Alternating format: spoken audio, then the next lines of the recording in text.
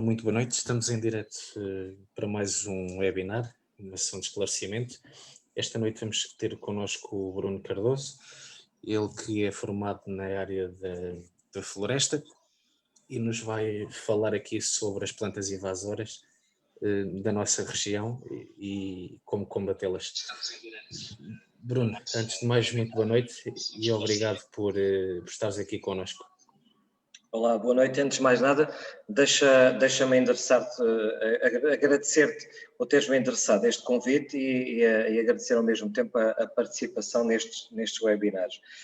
E, ao mesmo tempo, espero que os meus esclarecimentos, os meus conhecimentos nesta matéria possam auxiliar, sobretudo os vilarregenses que se deparam com este problema no nosso território, que é o problema das invasoras lenhosas. Se pensarmos que as invasoras lenhosas são o segundo maior problema ambiental do mundo, e transpondo essa realidade para o caso de Vila de Rei, deparamos com um problema bastante grave. De todas as espécies invasoras que o concelho tem e que sofre com elas, talvez a Áquia cerícia, é o nome em latim da espécie, ou falando aqui em termos mais comuns, o nome vulgar, a Áquia ou Áquia picante ou espinheiro negro, é, sem sombra de dúvidas, aquela que, para mim, será a mais problemática de resolver nos próximos tempos. Há outras espécies invasoras no concelho, que são um pouco também o reflexo de outras regiões envolventes, que são o caso das acácias, e o caso de Vila de Rei depara-se aqui com o problema de 3 espécies invasoras, mas felizmente, quando digo felizmente, já começam a aparecer algumas técnicas de combate para algumas delas. O caso da acácia longifólia, por exemplo, e começa a haver uma utilização também maior da madeira para outros usos que não apenas a queima. Peço desculpa. Tive aqui uma interferência. Como eu estava a dizer, de todas aquelas espécies, efetivamente, que o concelho de Vila de Rei separa, para mim, de longe, a Áquia cerícia é a pior, também pela sua própria morfologia, suas próprias características e, infelizmente, a sua propagação face aos reflexos dos incêndios, que têm flagelado o concelho, sobretudo a partir da década de 80 do século passado. Falando em caso concreto desta espécie, os primeiros avistamentos e a presença desta espécie no nosso território começa a ser vista, como disse, sobretudo em meados da década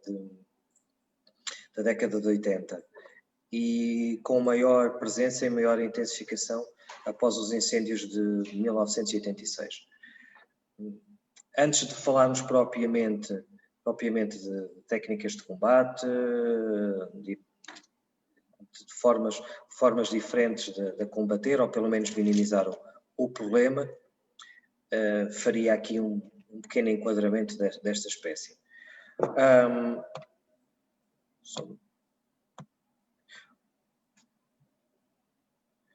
Como eu tinha mencionado, estamos a falar de um arbusto ou uma pequena árvore que pode atingir os 3 metros de altura, com folhas em agulha, aquilo que nós chamamos os espinhos, robustos e muito picantes. Aliás, normalmente quando as pessoas chamam o espinheiro ou o pinheiro bravo, é sobretudo por causa desta característica.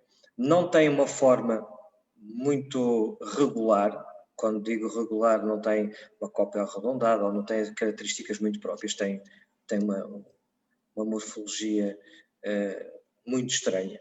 Vou usar a expressão portuguesa mais comum, muito estranha. E a proveniência desta espécie é da Austrália. Ela foi trazida para a Europa, concretamente para Portugal, pelos nossos serviços florestais da época, porque entenderam que era uma espécie ótima para fazer sebes vivas. Aliás, esta espécie também era utilizada em África pelo mesmo motivo, sobretudo na África do Sul. Claro está, nunca imaginavam o potencial invasor que esta espécie poderia ter. Neste momento é uma espécie considerada como invasora.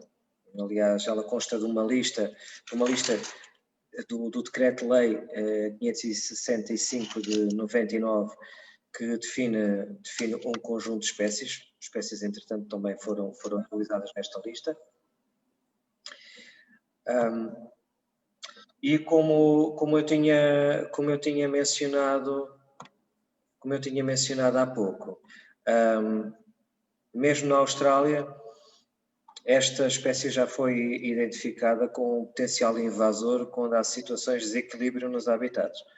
Ora, estamos a falar de uma espécie que é nativa num país e que já tem estes problemas, então transpô-la para um país como Portugal, onde ela não é autóctone, é introduzida, mais gravoso se torna.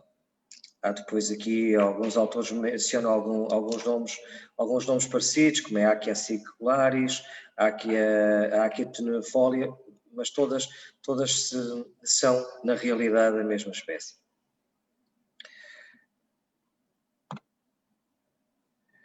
A identificação. A grande maioria da população aqui de Vila de Rei a conhece com facilidade. Há pouco mencionei os 3 metros. Alguns autores falam em 4 metros, mas, por exemplo, no caso concreto aqui de Vila de Rei, uma situação que é, para mim, preocupante é o facto de aparecerem já exemplares a produzirem frutificação com dimensões ou com uma altura inferior a meio metro, o que aí ainda mostra mais a forma como esta espécie se adaptou a este território. Ela tem uma coloração verde pardacenta, as folhas aguçadas, como eu tinha mencionado, e normalmente, até nesta altura, finais de dezembro, inícios do mês de janeiro, aparece a floração. Uma floração muito pequenina, muito efêmera. Aparentemente, as abelhas adoram esta floração. Tirando isso, não vejo mais nenhum inseto a tirar algum aproveitamento, ou algum animal a tirar aproveitamento desta espécie. Aliás, dificilmente algumas espécies da fauna conseguem transpor as barreiras que são formadas por esta espécie. A propagação desta espécie é por semente. Como há pouco puderam ver, há uma cápsula que a espécie tem. Essa cápsula, ao abrir, e sobretudo se falarmos em incêndios, ela tem maior tendência a abrir, não só com esse fogo. Cada segmento dessa cápsula, esses 2 elementos, cada uma tem uma semente. Aliás, as sementes até são aladas, fazem lembrar as sementes dos pinheiros bravos. E então, se pensarmos que com a disseminação pelo fogo, com as massas de ar quente que se criam, este problema ainda se torna maior. Já me perguntaram onde é que surgiu este problema e de que forma é que ele se espalhou pelo concelho.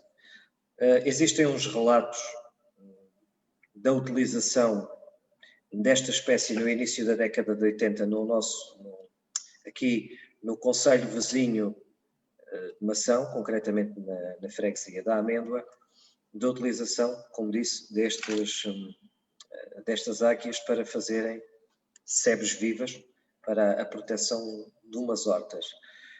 Com os incêndios de 86 e posteriormente com os 2003, e infelizmente com com o agravante dos incêndios de 2017, a espécie foi dominando áreas deste território. Vendo a proliferação no mapa, faz lembrar quase como se alguém tivesse a lançar grãos de areia numa determinada direção. Posso dizer que neste momento a invasão já chegou ao extremo do nosso concelho, para lá da Malhada, a Rancoeira, e tenho alguns relatos do meu congénere do Gabinete Técnico Florestal de Ferreira do Zezer, da existência já da áquia que foi disseminada pelos ventos proveniente do concelho de Vila de Rei. Portanto, vejam a facilidade como esta espécie se propaga. Aliás, o grande problema da espécie é sobretudo a questão do banco de sementes. Esta espécie tem, contudo, uma característica que nós podemos aproveitar para o seu combate, que é o facto dela não rebentar de toiça, isto é, se ela for cortada, dificilmente rebenta. Não há em publicações a indicação que ela possa desenvolver novos rebentamentos. O problema está precisamente na semente que pode libertar após o corte. Aliás, é uma das situações que tem que ser tida no combate, ou que está a ser pensada num combate com meios mecânicos, inclusivamente pensando numa queima, num fogo controlado, essa questão tem que ser bem pensada.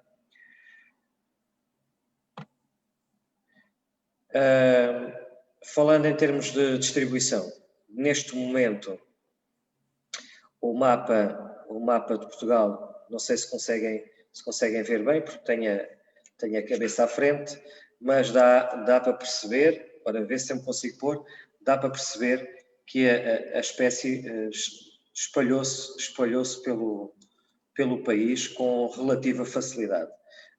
Não aparece ali ainda bem os limites de Vila de Rei, mas já poderíamos considerar uma zona dita aqui do Médio Tejo Norte, onde inclui Mação e Vila de Rei, naquele mapa. Existe um projeto, aproveito aqui para divulgar, que se chama o Projeto Invasoras, projeto que é coordenado por uma equipa da Universidade de Coimbra, que tem algumas formas de solicitar o auxílio da comunidade para divulgar a proliferação de algumas espécies, inclusivamente fornecem informação sobre as mesmas.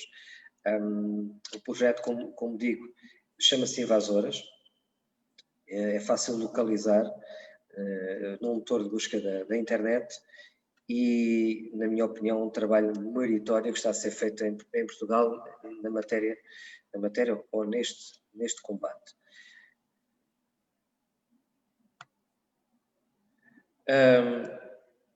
Não só é invasora em Portugal, como é invasora também em países como a África do Sul e a Nova Zelândia.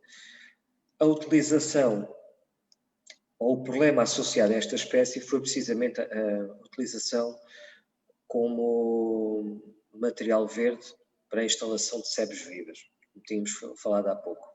E claro está, com o abandono, com os incêndios, se os exemplares não estiverem contidos, ela propaga-se com muita facilidade. Em termos de densidade, ela ocupa áreas com relativa facilidade. Se o habitat estiver ausente ou com poucas espécies autóctones, isto verifica-se sobretudo depois de um incêndio, ela propaga-se com muita facilidade. Num estado inicial, ela parecem as sementeiras que os nossos agricultores fazem de algumas espécies, parece rebentação de salsa e tudo, uma fase inicial, uma coisa completamente inofensiva, e no entanto, depois é o problema que nós deparamos. Ela tem duas características que acabam por ocorrer aqui em Vila de Rei e que a tornam ainda mais pródiga, perdão, tornam-na com condições ótimas para se desenvolver aqui ainda muito mais, que é o facto da resistência ao vento e à secura.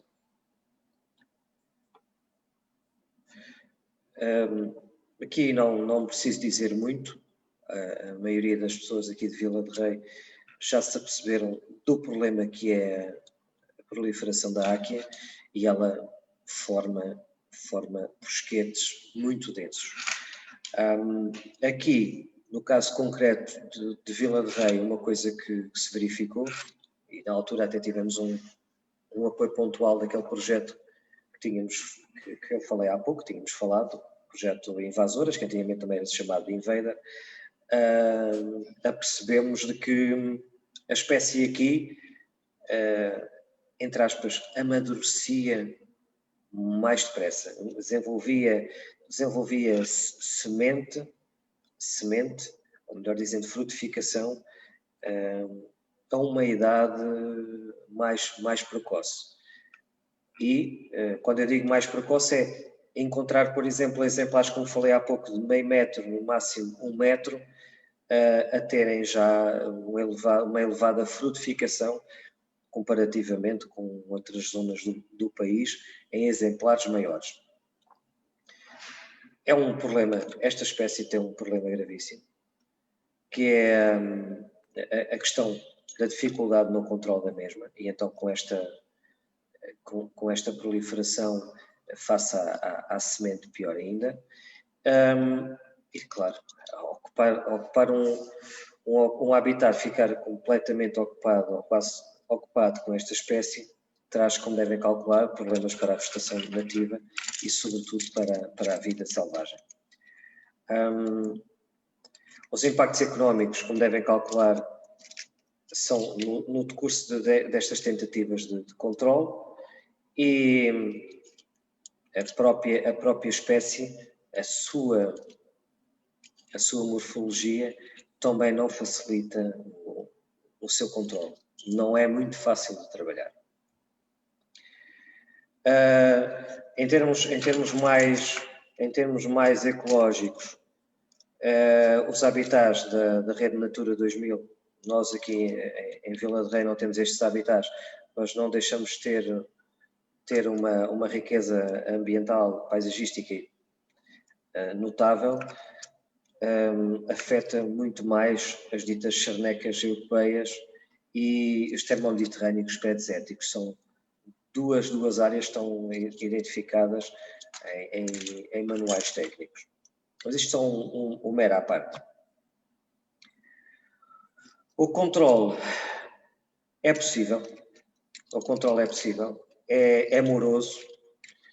E eu diria que com a ajuda de uma boa parte da população vilarejense que é proprietária ou produtora florestal, conseguiremos fazer algum combate. Se bem que existem neste momento projetos estudados e submetidos pelo município de Vila de Rei, e alguns já prestes a arrancar para iniciar alguns trabalhos, algumas operações de controle em alguns locais do município, que servem no fundo como ensaio. Existem formas de combater. Claro que vamos ter que depois monitorizar todo esse trabalho, mas é possível. E este trabalho obriga uma continuidade temporal bastante longa.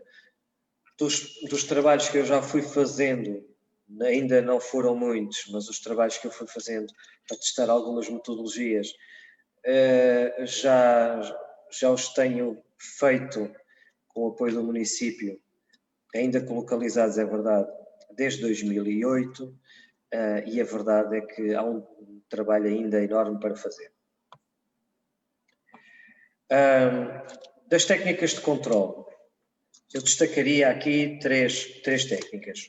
Uma que é o controle físico, uma o controle químico e o controle biológico. No controle físico, há fases, por exemplo, uma que eu menciono aqui, é possível fazer o arranque manual ou com ferramenta das plântulas ou plantas jovens quando elas ainda não são problemáticas, isto é, quando ainda não picam, não têm o sistema radicular ainda muito desenvolvido e é fácil. Este tipo de técnica é aconselhável ser feito na época das chuvas, por forma a facilitar a remoção do sistema radicular e tem uma vantagem, é que mesmo que exista alguma semente ainda no solo, deixando algumas destas plântulas e algum material já arrancado que não tenha, lá está, a frutificação, estamos a falar ainda de exemplares jovens, pelo menos eu no campo constatei que essa manta morta que deixávamos, esse material que deixávamos, em épocas muito chuvosas, contribuía para o apodrecimento de outras plântulas que podiam, entretanto, aparecer, bem como a destruição por apodrecimento também da carga seminal, quando digo a carga seminal, do banco de sementes que existia no solo. O corte aconselha-se fazer, como devem calcular também, em exemplares jovens ou adultos, mas que ainda não tenham um grande desenvolvimento em altura, isto para facilitar o corte e arranjar uma forma de poder trabalhar com alguma segurança. Quando digo alguma segurança, para não estarmos a lidar com as picadas ou com os efeitos das picadelas da própria floração daqueles espinhos. Fala-se pelo menos testamos essa técnica de cortar esse material, destroçá-lo ao máximo e deixá-lo secar. E voltar, entretanto, depois de deixar secar, estamos a falar de um período de um ano e meio, voltar a repetir a mesma operação. Neste momento, há algum trabalho, ainda pouco, era uma coisa que eu gostaria de fazer aqui no município, quando digo no município, digo no Concelho de Vila de Rei. Gostava de testar essa hipótese, que era, depois deste trabalho, fazer uma operação de queima, um fogo controlado, que lá está, havendo não só a presença deste material destroçado no terreno, mas também algum mato para ajudar o tal dito fogo controlado. Porque aqui o ideal seria fazermos uma queima. Quem conhece o fogo controlado, ou usa o fogo controlado, certamente vai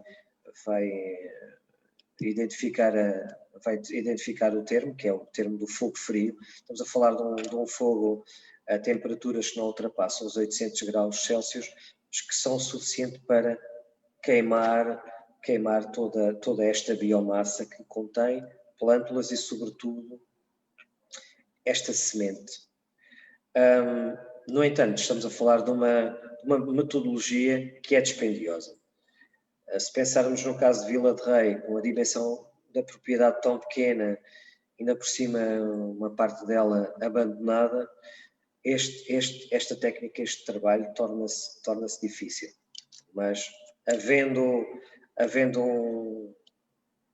um trabalho continuado nesta matéria, perdão, e complementando depois com plantações, por forma a vegetação nativa ir ocupando o seu habitat natural e fazendo com que a sua sombra reduza ou impeça o desenvolvimento da áquia, seria interessante.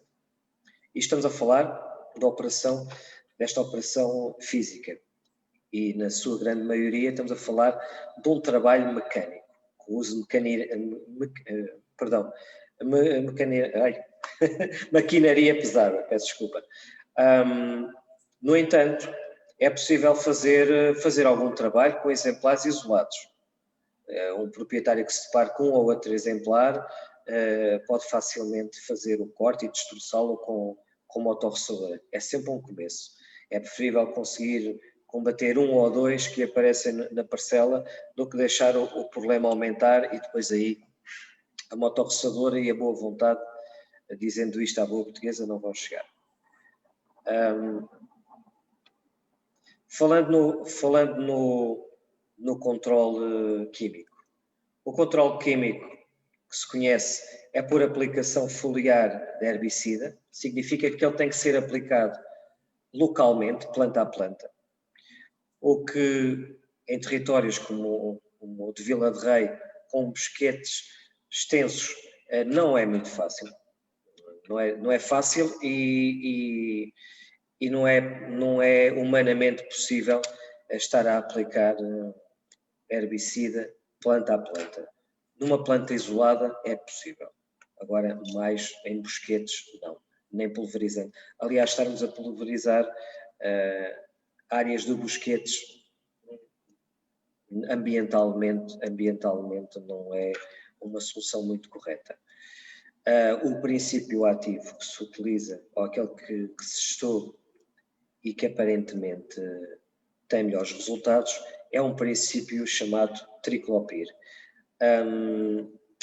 Coloquei aqui na apresentação o tipo de produto, a substância ativa, a concentração por litro e as marcas comerciais, só para conhecimento. Vulgarmente, a população conhece o herbicida Garlon, o nome comercial, o Garlon contém triclopir. No entanto, quem queira utilizar este herbicida para aplicar topicamente, isto é, para aplicar só num ou noutro exemplar, aconselho depois a consultarem a lista da Direção-Geral da Alimentação Veterinária ou então, na base do princípio ativo, pedirem a um vendedor de produtos fitofarmacêuticos que detém esse conhecimento, tem essa informação e facultar. Este princípio ativo, basicamente o que ele faz é inibir o desenvolvimento celular. Não havendo desenvolvimento das células, a planta não se desenvolve. E é absorvido pelas folhas. Agora, se pensarmos que as folhas são aciculares, a superfície de contacto é muito pequena. Portanto, vejam a pouca eficiência que o produto teria aplicado em grande escala. Daí, aconselhar-se a aplicar topicamente, porque é um pouco mais fácil. Por último, aparentemente, poderá ser esta a solução, digo aparentemente, pelos motivos que eu depois vou apresentar seguidamente. Verificou-se na África do Sul, onde se depararam com este problema, que havia um gorgulho, mais outro inseto, que aparentemente estavam a gostar, entre aspas, de se alimentarem não só das sementes, como também das raízes. Foi uma coincidência terem encontrado, fizeram alguns estudos e efetivamente estas duas espécies de gorgulho começaram a combater o problema e na África do Sul a situação já começa a resolver-se. Agora, podem existir aqui algumas questões, ou podem perguntar, então porquê é que não se usa o controle biológico para esta espécie em Portugal? Para já, não se pode utilizar sem regras, quando digo sem regras, digo entre parênteses, não pode ser utilizado sem haver um estudo prévio.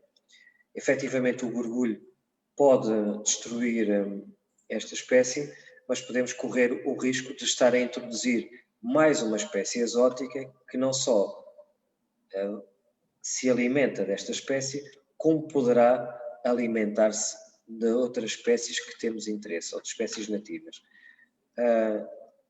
No entanto, é um caminho.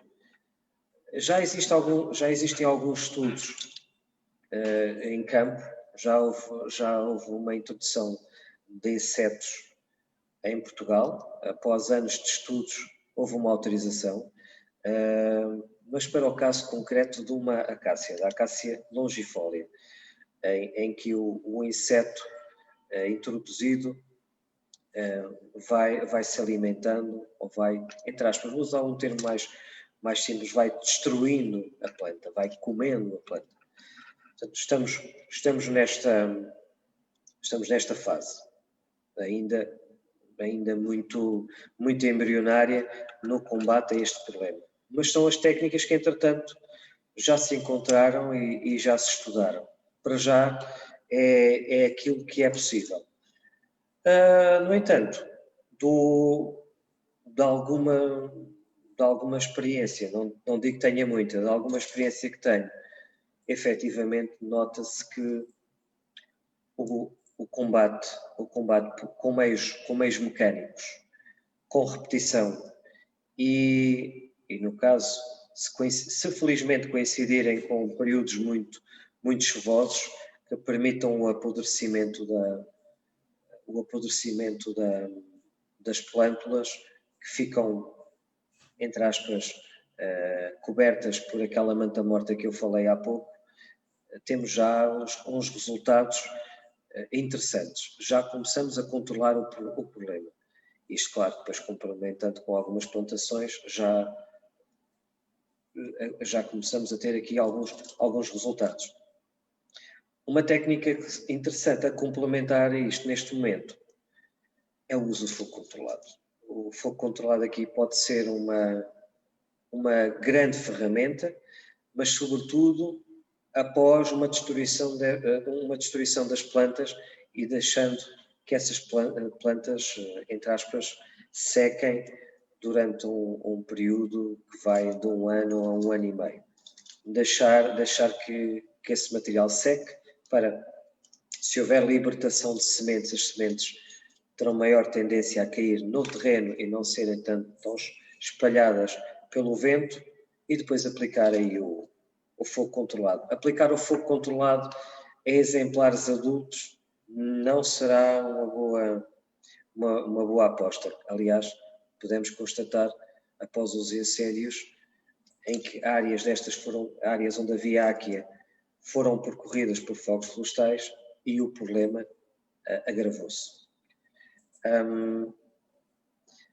Estou disposto a fazer algum esclarecimento que possa partir de alguns espectadores, portanto estou à disposição. Não sei se tens alguma dúvida, Telmo. Tentei que esta apresentação não fosse maçuda, mas sobretudo serviço para alertar o problema que é aqui em Vila de Rei e dar a indicação que temos algumas técnicas para poder fazer algum combate. Poderão não ser as mais eficientes, mas neste momento é aquilo que tecnicamente e cientificamente podemos utilizar. Eu vou aproveitar para te perguntar. Tu falaste que quando elas estão ainda pequenas existe a possibilidade de arranque manual. Sim. Quando elas são arrancadas em pequenas, arrancas e a deixas no local onde arrancaste, ou qual é o procedimento que tens que fazer a seguir ao arranque? Não, basta arrancar e deixar no local. O ideal até é fazer isto durante o inverno ou em períodos que tenham decorrido uma chuva, porque são mais fáceis de arrancar. Se não quisermos fazer arranque manual, o arranque manual é possível em áreas pequenas, mas com assinhos e afins podemos ir retirando, ancinhando é possível fazer. Ou até com uma pequena máquina de lavoura, mas o importante é que ela fique arrancada, se arranca a planta. Eu há uns tempos, acho que te falei disto, que tenho uma corela e ao lado, a corela ao lado está crivada, digamos assim, de exemplares já com algum tamanho, já com aquelas bolinhas que largam a semente. Nesse caso aí, qual é que será o método que aconselharias? Seria sermos nós a fazer, entrar em contacto com o município, contigo? Olha, uma coisa que é importante, estamos a falar sobretudo de propriedade privada. Havendo também concordância com o proprietário do terreno onde existe esta invasão, seria fácil fazermos algumas operações. Na impossibilidade de haver esse combate conjunto entre tu, por exemplo, e o proprietário que confina contigo, eu alertava-te era para estares sempre de olho e cada exemplar pequeno que aparecesse na tua parcela era arrancar. Neste momento é aquela situação mais simples. Agora, o município que lá está poderá ou apoiará, nem que seja disponibilizando os meus serviços para dar algum aconselhamento. Mas essa vontade também terá que partir da parte dos proprietários. Falando aqui no caso concreto do município, nós temos aqui alguns projetos que vão decorrer de estabilização da emergência pós-incêndio, execução de faixas da rede primária, da rede secundária, onde esta espécie existe. Dentro dessas áreas que o município tem liberdade, quando digo liberdade é que tem juridicamente a possibilidade de intervém e faz este combate da melhor forma que puder. Noutras situações, em áreas privadas, a atuar só mediante um edital, e é necessário que a legislação portuguesa assim o autorize. Vou dar-te um caso. Não é necessário que seja o município de Vila de Rei, ou pode ser outro município.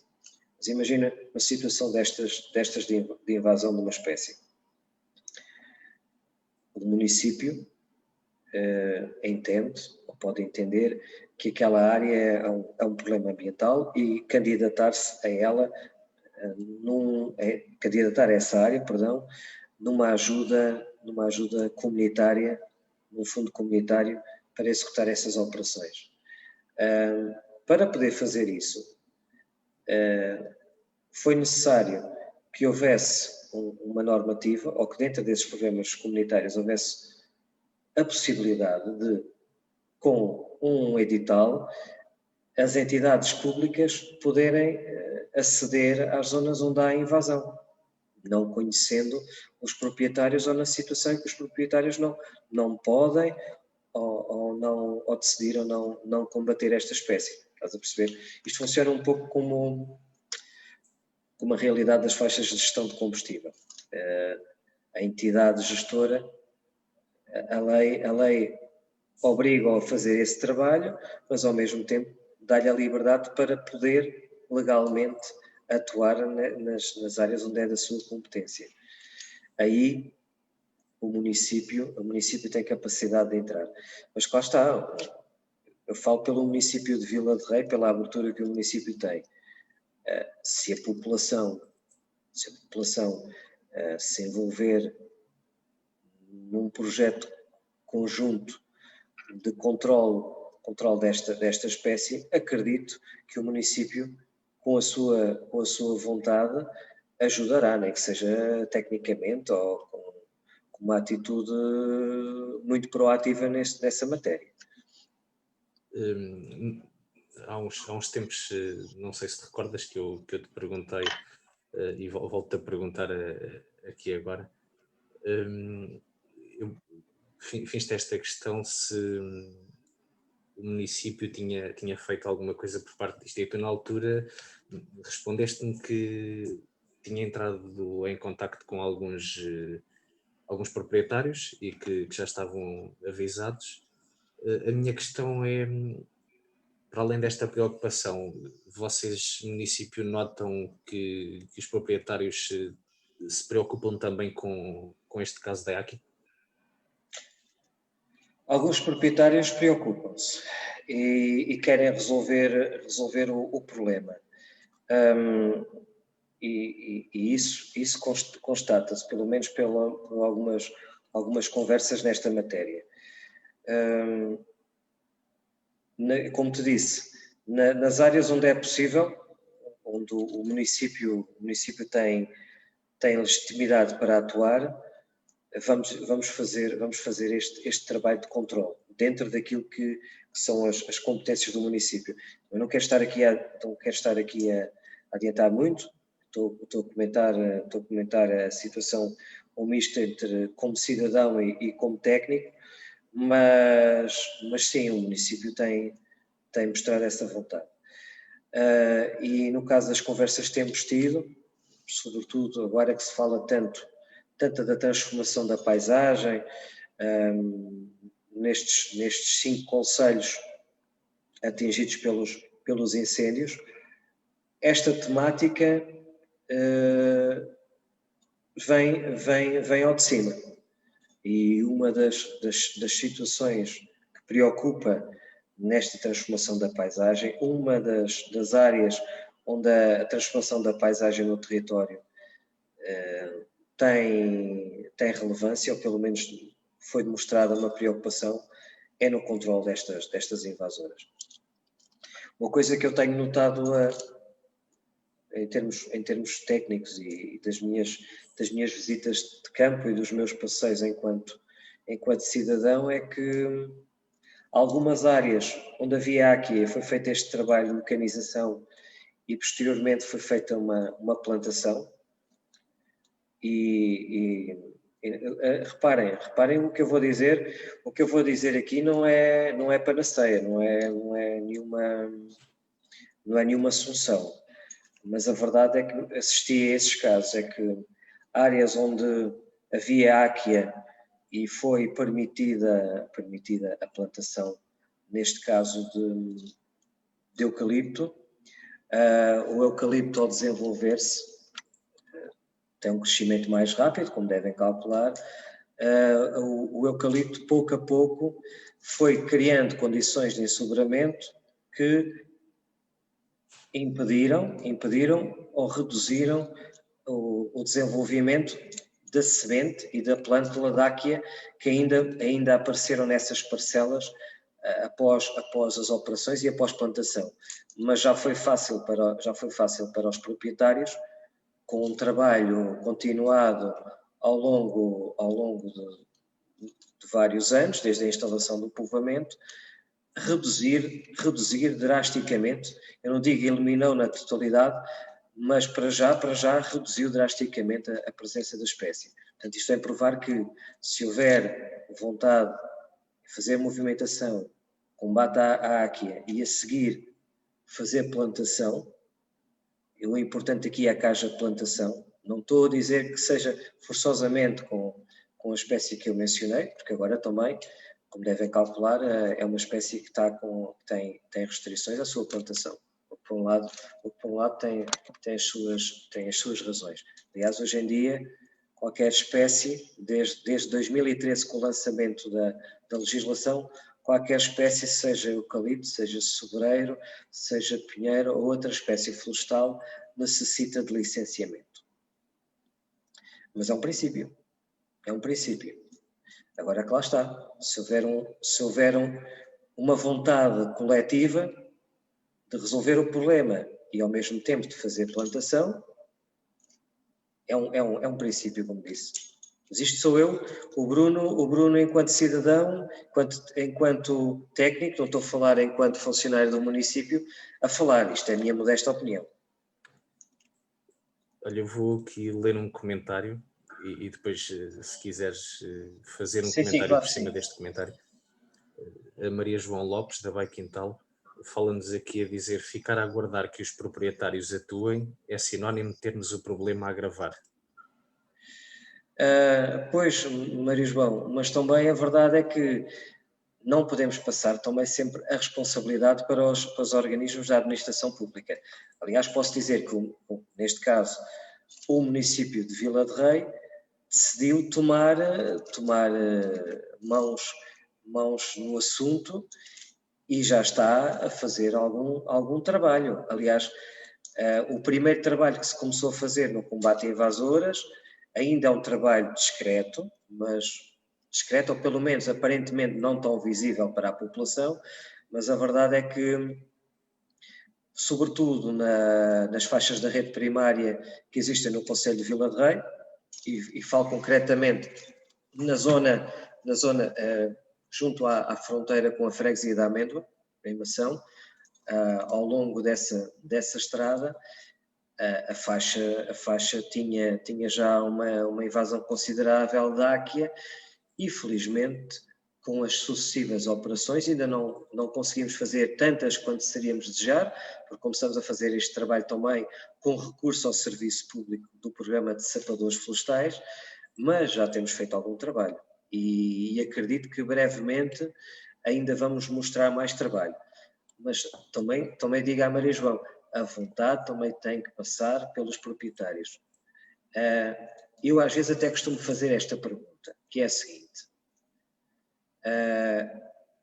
e faço-te essa pergunta a ti, Telmo, por exemplo. Tu gostas ou achas correto estarem a gastar o dinheiro dos teus impostos, dinheiro público, para resolver um problema na propriedade privada? Pois não faz sentido. Em que ainda por cima tu tens condicionalismos para entrar. O Estado tentou arranjar aqui também uma figura, através daqueles editais, daquela figura do edital, de poder entrar nessas áreas e resolver o problema na ausência de trabalho de proprietários. Mas claro, é como eu digo, este problema parte de todos. Todos temos aqui cartas a dar e temos todos uma... Aliás, são pequenos gestos que cada um pode fazer. Qualquer proprietário que veja um exemplar, um ou dois exemplares a aparecer na propriedade, ele humanamente até os consegue remover.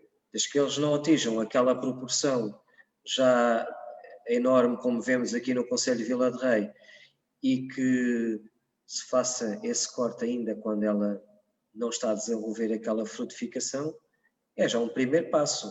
E que lá está, se houver frutificação, insistir no mesmo local, vezes e vezes sem conta, ou aquelas que forem humanamente possíveis, e resolvermos aquele problema localmente. Não podemos é deixar que ele se propague mais. Bruno, resta-me agradecer por este tempo que dispensaste a falar deste tema que eu acho que é importante e agradecer-te também por esta explicação.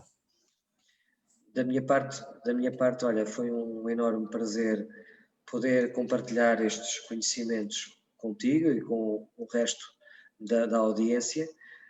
Estou disponível, como é óbvio, para esclarecer tudo aquilo que for possível, dentro dos meus conhecimentos técnicos e dentro das minhas limitações.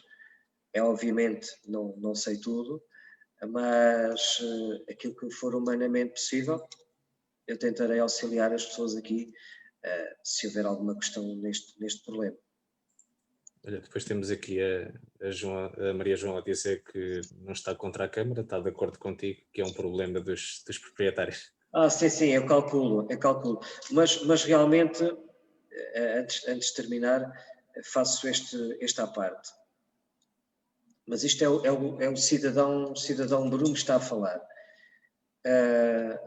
Temos cada um de nós ter a consciência individual de que há problemas, mas que há alguns problemas que nós, enquanto cidadãos, conseguimos, mesmo numa pequena escala, ajudar a resolver. Olha, eu, como costumo dizer, muitas vezes vou passear e faço atividades por este território, e um outro exemplar que me aparece no caminho, que eu veja que eu consiga arrancar, ele não fica em pé. Portanto, se cada um de nós, num passeio ou na sua propriedade, arrancar um ou dois, mesmo por pequeninos que sejam, já é um passo. E esperemos, entretanto, que, olha, eu alimento a esperança que se detecte um agente biológico, um inseto ou outro animal que se alimente desta espécie e comecemos a aplicá-lo aqui. Mas para já, como vês, o trabalho que nos espera pela frente não vai ser pera doce, dita à boa portuguesa. Falaste em passeios e antes de terminarmos eu vou-te pedir se quiseres deixar aqui os teus contactos da Zezer Trek e explicar o que é, estás à vontade. Bem, isto agora aproveita o teu convite. Não era esse o motivo, não pretendia aqui qualquer publicidade. Quem já me conhece, mas quem não me conhece, sou proprietário de um projeto de animação turística que se chama Zezer Trek, sediado aqui em Vila de Rei. Neste momento está sediado no Ninho de Empresas, onde tu, com a tua empresa, também estás sediado, e foi, aliás, por estarmos aqui os dois incubados no Ninho de Empresas que me fizeste este convite, mas, como eu tinha falado há pouco, esta empresa de animação turística é um projeto pessoal e personalizado que eu tenho de animação turística, que já está a funcionar desde 2015, desde setembro de 2015. Fazemos atividades neste território, aqui no Médio Tejo, e noutras áreas do Zezer, daí o projeto chamar-se Zezer Trek. Ele nasce junto ao Zezer e o objetivo é promover e divulgar o território ao longo do Rio Zezer. E como estavas a dizer há pouco, fazemos diversas atividades de animação turística, entre elas as caminhadas e o trekking, que foi o core business da empresa na primeira fase, se bem que fazemos atividades de canoagem, stand-up paddle, fazemos passeios de barco, entre outras atividades, mas sobretudo fazemos atividades de animação turística, que eu costumo dizer, chave na mão. Portanto, se houver algum grupo de pessoas que queiram fazer uma atividade muito personalizada e adaptada, e então, infelizmente, nestes tempos de pandemia, nós já trabalhávamos com grupos pequenos e agora estamos a ser requisitados também para grupos ainda mais pequenos, que não se importam de pagar um pouco mais para beneficiarem deste atendimento personalizado, mas fazemos essas atividades. Podem conhecer-nos através da nossa página www.zezertrek.com ou então através da página do Facebook www.facebook.com/zezertrek. Bruno, mais uma vez obrigado e continuação de bom trabalho. Obrigado. Foi um prazer estar contigo e com a restante audiência esta noite. Espero que os meus conhecimentos tenham servido para sensibilizar para este problema. Obrigado. Acredito que sim e que o pessoal vai ficar mais esclarecido sobre este tema. Então, boa noite. Boa noite para todos, aliás. Boa noite, obrigado.